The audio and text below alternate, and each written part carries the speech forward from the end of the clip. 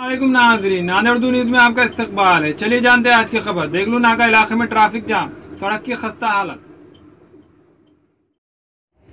देगलू नाका टायरबोर्ड रोड आए दिन ट्रैफिक जाम होता रहता है।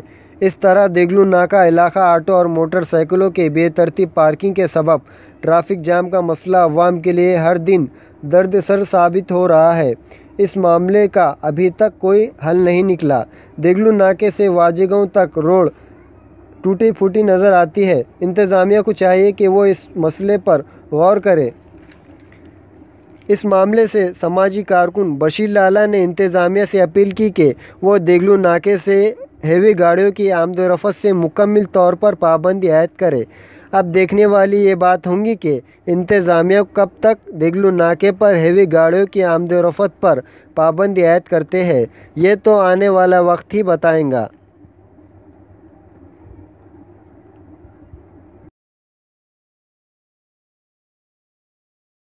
देगलू नाके पे बड़े गाड़े आने की वजह से एक्सीडेंट हो रहे हैं और यहाँ पर है कि नहीं हमारी ख़वातीन हज़रात को परेशानी और तकलीफ़ का सामना करना पड़ा। और उसके अलावा यहाँ पर एक परसों एक्सीडेंट हुआ, रंगोली बेचने बच्चा आ रहा था घर को, लौटते वक्त एक हादसा हो गया। उड़ा दिया, हाँ, पीछे से गाड़ी वाले ने उड़ा दिया।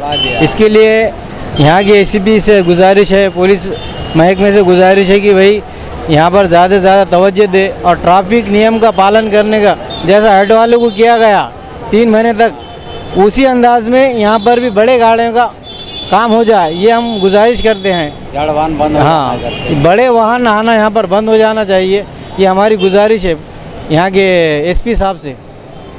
ठीक है। ये जो देगलू नाके के जो जड़वान आने की वजह से खड्डे हो रहे हैं और वो जो PWD वालों ने जो लूज काम किए, जो डामर फेसिंग का काम हुआ वो काम डुप्लीकेट हुआ और एक थुक्के को थुक्का लगाने के बराबर वो काम हुआ। अगर वो काम अच्छा होता था, एक 4 इंच का डामर अगर रहता था और हेवी डामर रहता था तो कुछ दिन तक रोड अच्छा रहता था। मगर उन्होंने क्या करे, ये उंगली का थुक्का वो उंगली पे लगाने का काम करे। PWD के अधिकारियाँ और उनके अभियंता ने भी कभी इसको आगे चेक नहीं किया है कि रोड का काम कैसा हो रहा है, क्या हो रहा है। बिल्कुल बोगस काम हुआ है और ऐसे कामों को हम हर वक्त में बोलते आ रहे हैं कि काम जब भी हो रहा वरिष्ठ अधिकारियों का काम है, उनके निगरानी में ये काम होना चाहिए, उनके निगरानी में ये काम होना चाहिए। और सबसे बड़ी तकलीफ बात देगलू नाके के लोगों को और यहाँ के रहवासियों को और शहर के सभी लोगों को आने जाने के लिए भरपूर इसका ट्रैफिक का सामना करना पड़ रहा है। ख़ास तौर पर यहाँ के स्कूल के तलबाओं के लिए, ट्यूशन क्लासेस के चलते यहाँ के लड़कियाँ आने जाने के लिए लोगों को दिक्कत आ रही है। और मैं हर वक्त ये प्रशासन से गुहार लगाते जा रहा हूँ और आपके न्यूज़ चैनलों के माध्यम से भी मैं बताते जा रहा हूँ कि देगलू नाके के अंदर सबसे बड़ी समस्या जड़वान की है, रेलवे रैक की गाड़ियों की है। मगर महानगर पालिका प्रशासन ना ही पुलिस प्रशासन इस पर तवज्जो दे रहा है और हमारी ये भरपूर गुजारिश हो रही है कि इसमें ताउन होना चाहिए प्रशासन का। क्या वजह है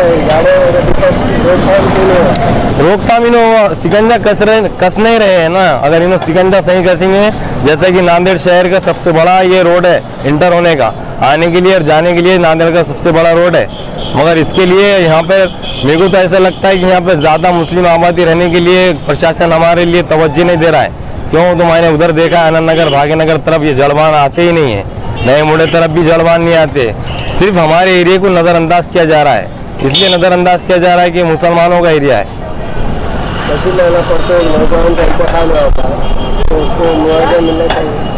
बिल्कुल मुआवजा मिलना चाहिए, गवर्नमेंट की तरफ से भी मिलना चाहिए और नांदेड़ के जो दिग्गज नेता हैं उनके तरफ से भी अपने तौर पे उसके घर पे जाके मदद करना चाहिए। इसलिए करना चाहिए कि जब कोई शेतकरी मर जाता है तो उसके गांव वो खुद आत्महत्या करके जब मर जाता है तो हमारे नांदेड़ के बड़े बड़े सियासतदान उसके घर पे जाके उसको आर्थिक मदद करते हैं जाके, जबकि उन्हें अपने मनमानी से मरा।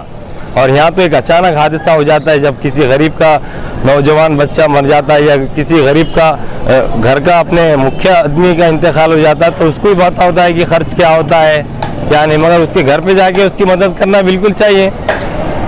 तो क्या वजह है 2 दिन हुए 4 दिन हुए कि एक्सीडेंट होता है? नहीं, सबसे बड़ी वजह ये है कि ट्रैफिक यंत्रणा जो है वो बे लॉस चल रही है। क्यों? तो उसको कोई शिकंजा ही नहीं कस रहा है, प्रशासन उसको लाइट ले रहा है, इसलिए ले रहा है कि जान दो ये मुस्लिम एरिया, यहाँ कौन बोलने वाला है।